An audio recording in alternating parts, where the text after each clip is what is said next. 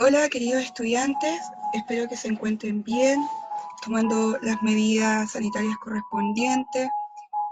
Les mando un fuerte abrazo en esta cuarentena. Bueno, lo que hemos visto en esta última semana, ¿cierto?, han sido todos relacionados a la fotografía. Hoy conoceremos y aplicaremos nuevas técnicas fotográficas que se suman a lo visto en las clases anteriores. Para esto vamos a repasar un poco. Vimos, ¿cierto?, la historia de la fotografía y nos dimos cuenta que la fotografía surge como un experimento de ciencia, básicamente, donde el tomar ciertos elementos, ciertos químicos y mezclarlos con materiales fotosensibles permitió poder registrar por medio de la luz una imagen en un soporte, como lo hicieron en el heliograbado o en el daguerrotipo. ¿Qué pasa con la creación o la invención de la fotografía? Es que una de sus características, ¿cierto?, es que logra representar la realidad de manera fidedigna, ¿cierto? Es tal cual como nosotras la estamos observando. Y dos, es que su producción es mucho más rápida que lo que se conocía entonces dentro de la pintura, de las bellas. Entonces esto hace, ¿cierto?, crea y abre un debate entre la pintura y la fotografía, ¿cierto? Pone en tensión justamente esta característica que antiguamente era ovacionada, o sea, la pintura era incluso considerada para las grandes noblezas o la élite, la aristocracia. Pero la fotografía le quita cierto valor al poner en condición, ¿cierto?, el tema del tiempo.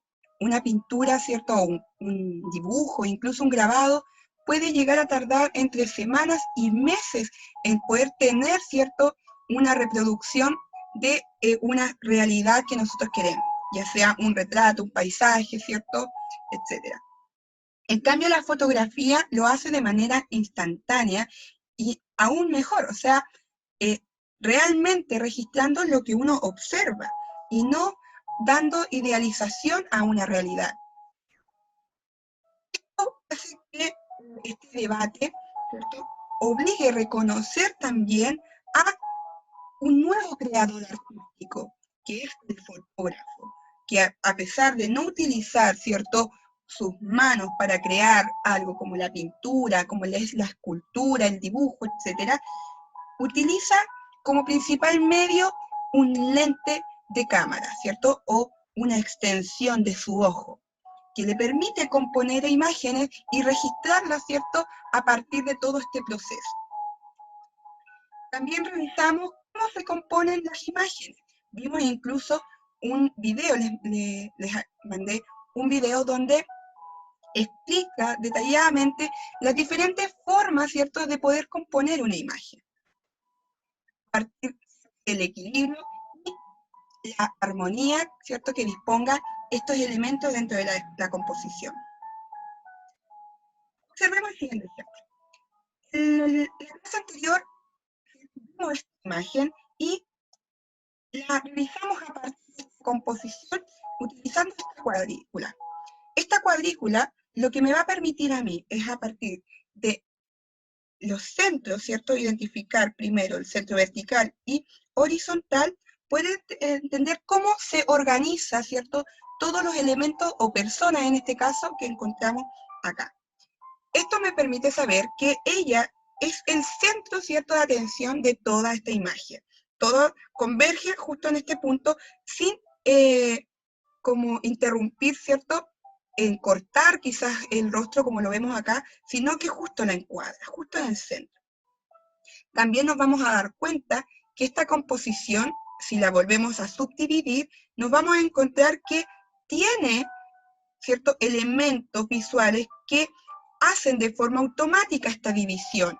En este caso tenemos, ¿cierto?, este árbol y por este otro costado tenemos a estos dos personajes que, a diferencia de las tres mujeres principales que están acá al frente, utilizan colores, ¿cierto?, de vestimenta muy parecidos a los personajes que se encuentran atrás. ¿Qué pasa con esto? ¿Es que esto nos quiere dar cuenta de algo?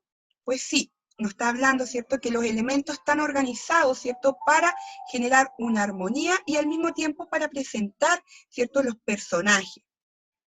Por otro lado, nos vamos a dar cuenta que si observamos esta cuadrícula, la parte superior es abordada, ¿cierto?, por todas estas ramas de árboles, ¿cierto? Tenemos ramas por acá, ramitas, ramitas, ¿ya? En cambio, en su contraposición acá, en la parte inferior, no encontramos muchos elementos.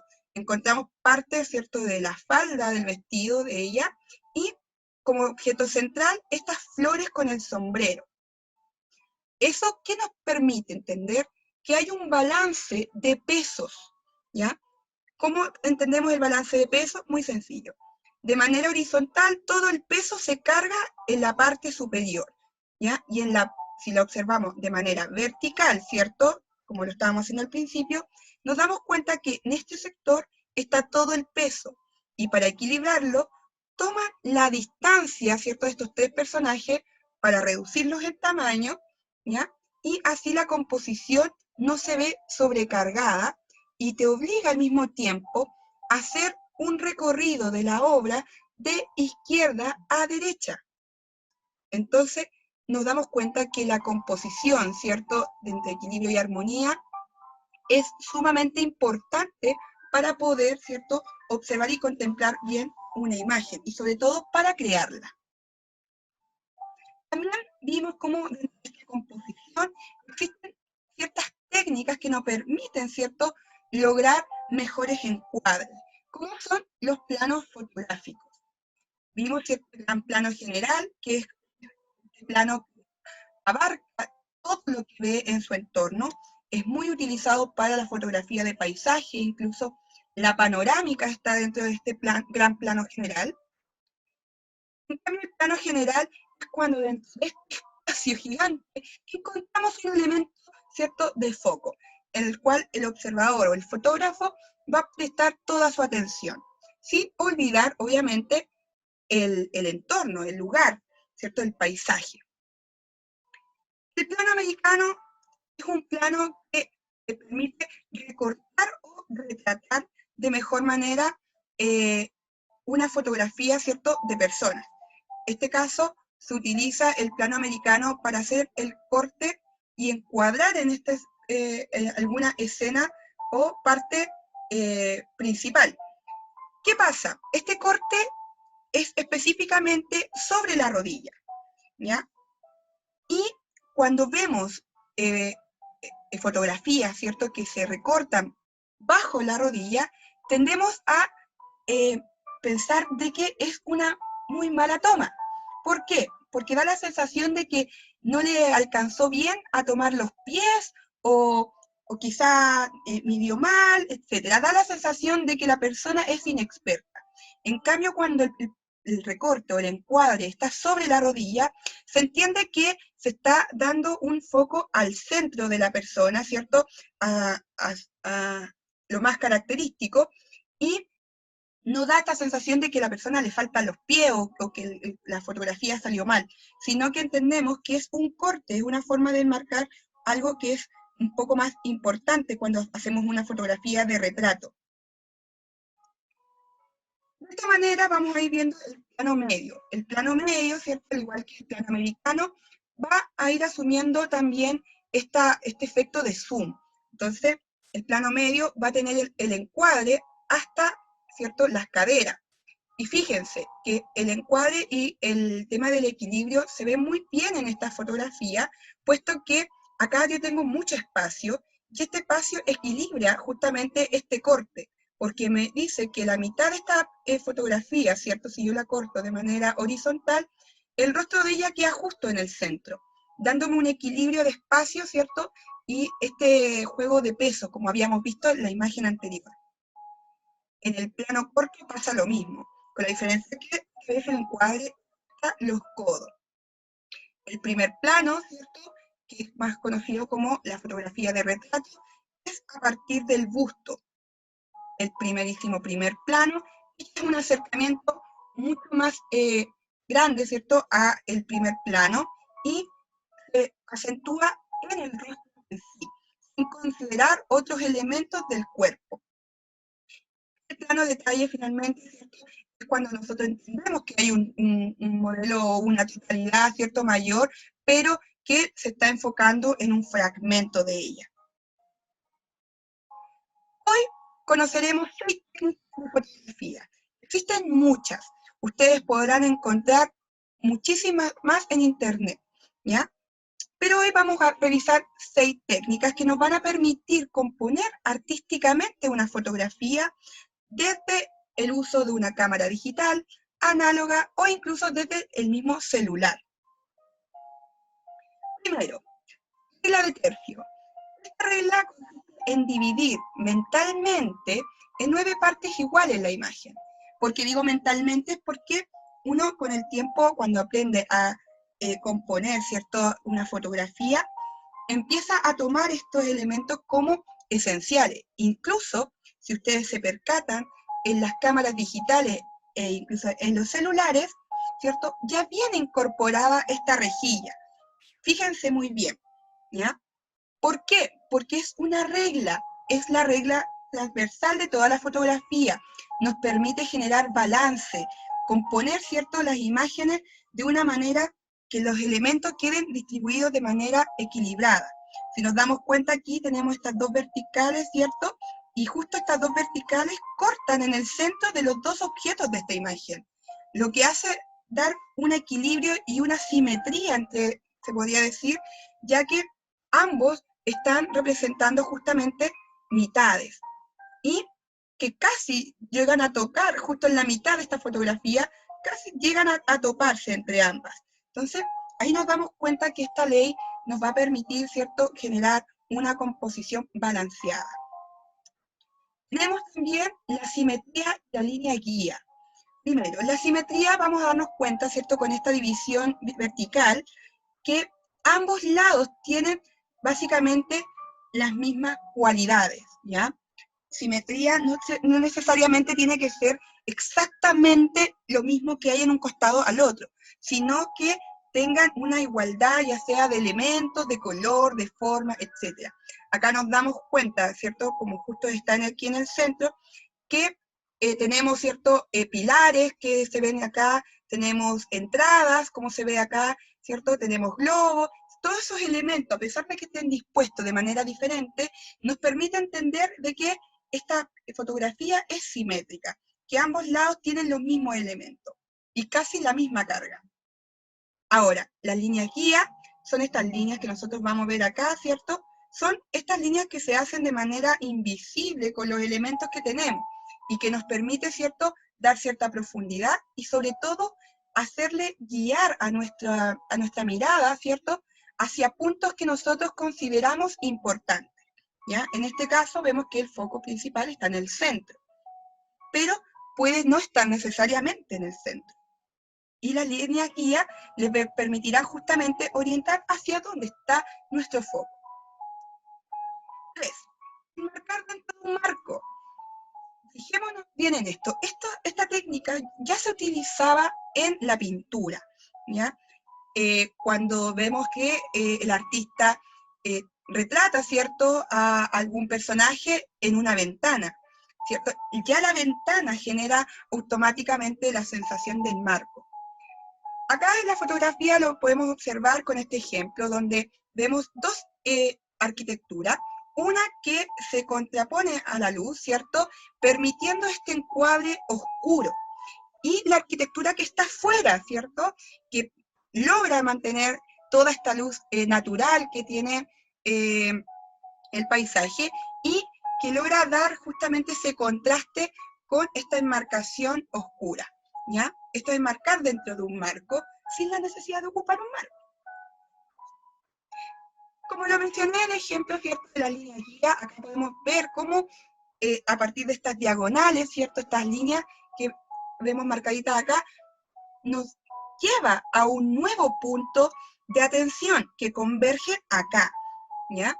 Ahora, la gracia de esta técnica de diagonales y triángulo es que permite, ¿cierto?, que todas estas líneas converjan de manera armoniosa. Si nos damos cuenta, acá tenemos, ¿cierto?, triángulos, triángulos. Toda esta composición está armada a partir de triángulos. lo que nos va a hacer también, a partir de estas líneas guías que tenemos acá abajo, es justamente volver a hacer este recorrido de izquierda a derecha, ¿cierto? Como que estas líneas nos llevan a mirar finalmente hacia ese punto. Y el hecho de que todos los elementos que están ahí generan estas líneas, ¿cierto? Guías y estos triángulos, es que uno logra ver esa armonía y ese equilibrio.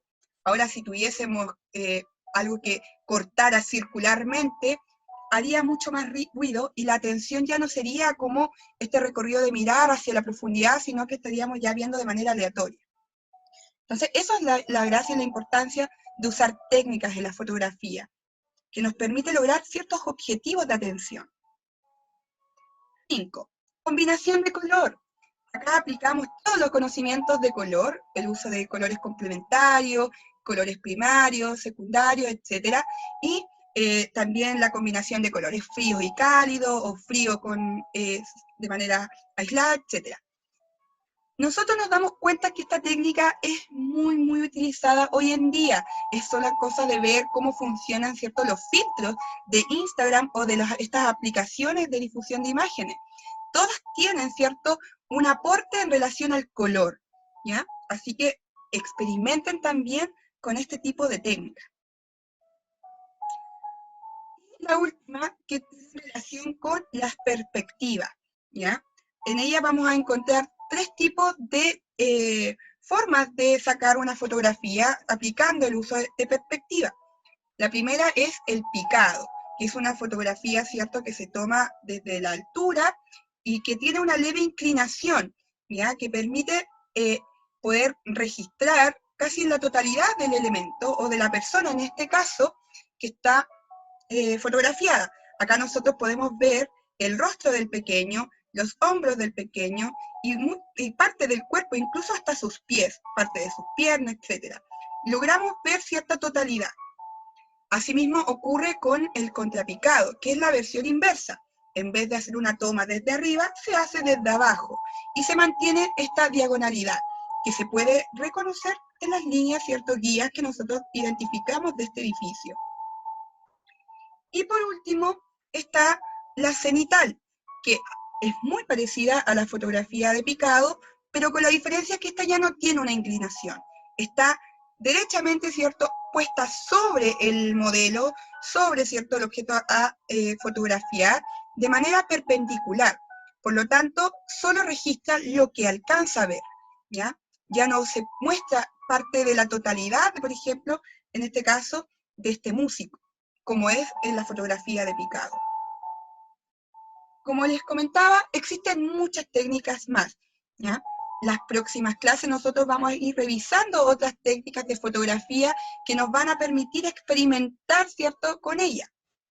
Por ahora, con la que acabamos de aprender, tendrás que crear tu segundo proyecto fotográfico, que se llama Refotografiando las pinturas. ¿Por qué las pinturas?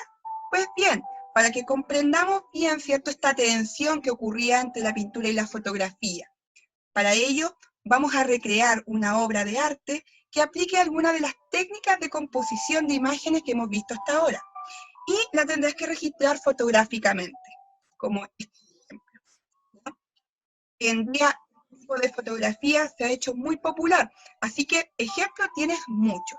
De todas formas, ustedes saben que cualquier duda, no duden en escribirme.